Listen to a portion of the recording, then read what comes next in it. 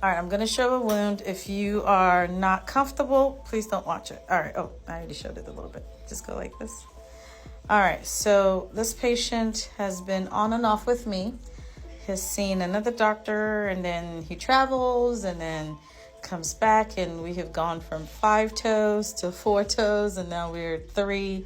And there is a big risk that we have going on right now. But all right, let's show you what's going on here. Hold on. So first things first, I'm going to do a culture. All right. So the culture is, and I'm doing it for you, and that's just so they educate. It tells us what bacteria is growing and what's not growing, or what antibiotics we're going to give and stuff like that. Lo siento. Sorry. So we have to go as much as we can. Ooh, sorry. So you can see how far that goes. Oh, okay. All right, we're in there. And then if you see that moving right there, and I'll show you guys. That's gone. But see that moving? Well, we'll show you guys. And then I think you said he'd removed bone already? Yeah. Him or his nurse? He did it. How? Well, she did it.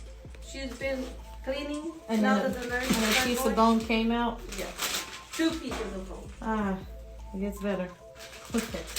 What's better than one? All right, so here, look at that. The interesting thing is, so 2 pieces of bone came out. So this is like the metatarsal.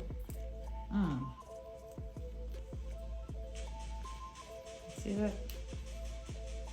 It's literally that necrotic bone, meaning not viable. And if he's walking at any point without shoes, oh wow, look at that.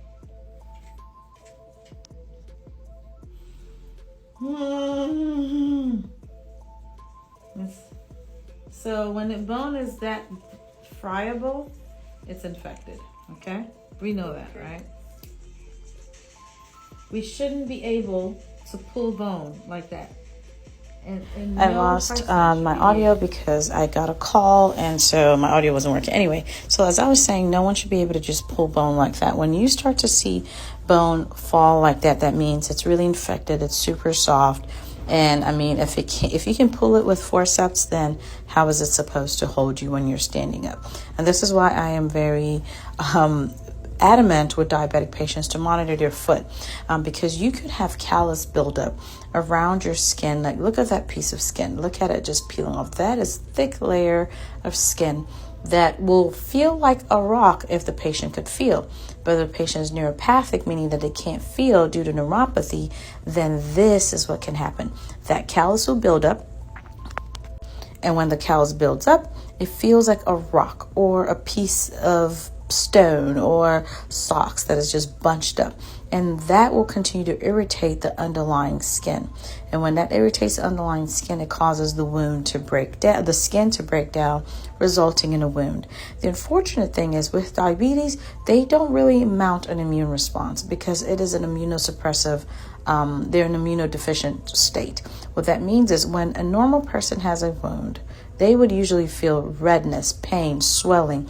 The body will tell them something's wrong. You need to get off of this foot. You need to get it, taken care of. But in a patient that has neuropathy and diabetes, they don't get that alert. They don't know that something's going on. And by the time they figure out that something's going on, unfortunately, it's already late. The infection has spread. It's affected tissues. There's an abscess. There's pus. They have to be hospitalized, and etc. So this is why it is very important, if you have a callus or any area of prominence, you should get taken care of, especially as a diabetic patient, because this could really turn into a dire consequence. You could lose part of your skin, your toe, or even your foot. This patient has started off again with 5 toes. Now we're down to 3. And so you already know where that's going. You can predict where that's going down the line.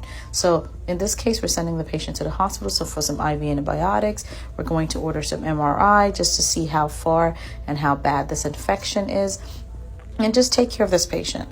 And if you look, there are other ulcerations that are around this too. There's one right above that blade. You see there's a little spot right there. And then look at how cracked. Yeah, look at how cracked that is. And there's also one where my thumb is as well. I was talking at this point. Unfortunately, you couldn't hear it, but I'm glad that the piece of skin didn't fall on my lip. So again, area of prominence, you want to make sure You're not on your feet as much because that could again cause the callus to build up. If your doctor has asked you to follow up every 2 weeks, please do so. If you're diabetic, if they've asked you to follow up every 3, 4, 6 weeks, follow up. Keep your blood sugar down, okay? Because that also helps your wound heal. Make sure that you're looking and monitoring your foot. Use a mirror if you have to. Use a phone to take a video. Ask family members to help you. Look at your foot, because the sooner you catch any kind of abnormality happening, the easier it is for us to help you keep your foot and keep your limb and save you. Okay, of course, watching what you eat is also super important. Anyways, enough. I'm going to get off of my soapbox. But if you have any questions or want me to talk more about anything diabetes related and foot care, let me know. Thanks. Bye.